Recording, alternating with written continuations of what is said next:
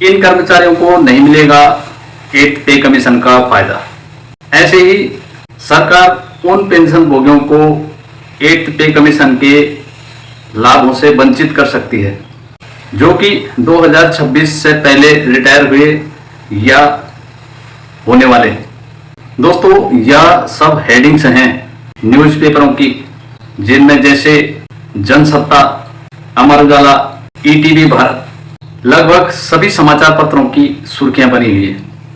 दोस्तों, मार्च 2025 में पेश किए गए वित्त विधेयक में ऐसा क्या था जिससे सभी केंद्रीय कर्मचारी और पेंशनरों की चिंता बढ़ गई, सभी में हलचल हो गई। दोस्तों, जब वित्त विधेयक संसद में पारित हुआ, कांग्रेस के नेता सी गोपाल ने एक बयान दिया। उन्होंने आरोप लगाया कि सरकार पेंशन भोगियों को 8th पे कमीशन के लाभों से वंचित कर सकती है। कांग्रेस के अमित्रजीत कौर ने इसे सरकार का छिपा हुआ एजेंडा बताया। उन्होंने यह भी कहा कि 8th पे कमीशन में 1 लाख करोड़ से अधिक का वित्तीय बोझ पड़ सकता है, जिससे यह बदलाव जरूरी हो गया है। और दोस्तों, यह सब वित्त विधेयक में CCS 1972 central civil service pension के नियम के कारण हुआ और इसी कारण से NCJCM को इमरजेंसी मीटिंग बुलानी पड़ी। दोस्तों, CCS नियम पेंशन 1972 के अंदर सर्विस और पारिवारिक पेंशन से संबंधित सारे नियम आते हैं, जिन्हें समय समय पर सरकार संशोधित करती है और इसे CCS पेंशन रूल 1972 कहते हैं। दोस्तों, 1 जनवरी 1972 को CCS नियम औपचारिक रूप से लागू किए थे और अब इसे दोहराकर भारत सरकार पेंशन प्रणाली की कानूनी उत्पत्ति और निरंतरता पर फिर से जोर दे रही है।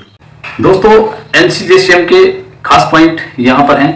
भारत सरकार ने संसद के लिए वित्त विधेयक को आगे बढ़ाते हुए भारत की संचित निधि से पेंशन की देनदारियों को कम करने के लिए केंद्रीय सिविल सेवा पेंशन नियमों और सिद्धांतों के सत्यापन के लिए एक अध्याय शामिल किया है।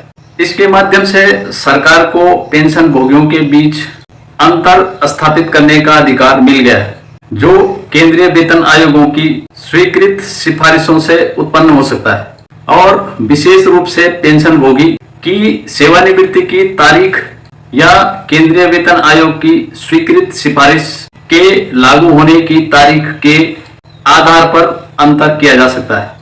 और दोस्तों, यही वजह है कि सभी केंद्रीय और सिविल पेंशनरों में खलबली मची हुई है।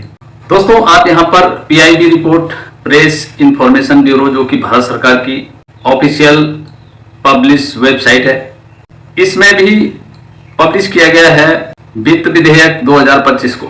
क्या लिखा है आप यहाँ पे पढ़ सकते हैं।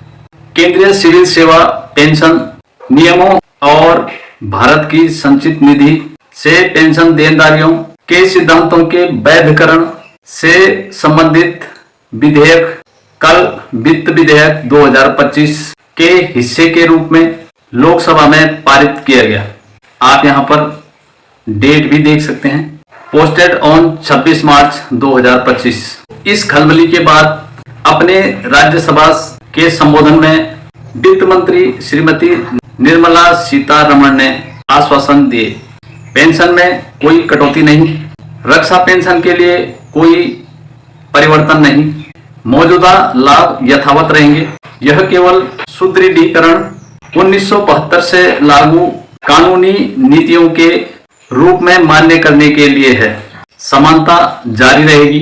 अब दोस्तों, इन सारे स्पष्टीकरणों से सभी पेंशनरों के सभी संदेह दूर हो जाने चाहिए। संपूर्ण भारत में पेंशन भोगी चाहे रक्षा हो या सिविल निश्चित हो सकते हैं कि उनके लाभ सुरक्षित एवं कानूनी रूप से संरक्षित हैं। अब दोस्तों, पेंशन भोगियों को क्या करना चाहिए?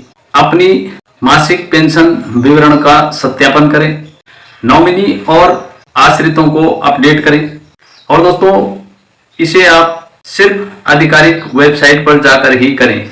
ये आपके सामने आधिकारिक वेबसाइट हैं, आप इन पर जाकर अपनी पेंशन की समीक्षा कर सकते हैं।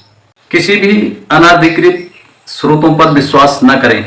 किसी भी संदेह की स्थिति में अपनी पीडीए से संपर्क करें, यानी पेंशन डिस्ट्रीब्यूटिंग एजेंसी से संपर्क करें, उन्हें फोन करें, बात करें। पेंशन में कोई कटौती नहीं, कोई डाउनग्रेड नहीं। वित्त विधेयक 2025 1972 के सीसीएस के नियमों का पुष्टि करना है, उनमें सुधार करना नहीं। दोस्तों, भारत सरकार कहती है कि अफवाहों पर विश्वास न करें, आपकी पेंशन सुरक्षित है और राष्ट्र के प्रति आपकी सेवा का सम्मान किया जाएगा। किसी भी अफवाह पर ध्यान न दें। दोस्तों, वीडियो में दी गई इन्फॉर्मेशन यदि पसंद आए तो एक लाइक कर दीजिए, और अगर आप मेरे चैनल देव टेक्निकल ज्ञान पर नए हैं, पहली बार आए हैं, तो प्लीज अभी मेरे चैनल देव टेक्निकल ज्ञान को सब्सक्राइब कर लीजिए। मिलते हैं फिर इसी प्रकार की किसी और वीडियो के साथ। तब तक के लिए जय हिंद, वंदे मातरम, नमस्कार, थैंक्स फॉर वॉचिंग।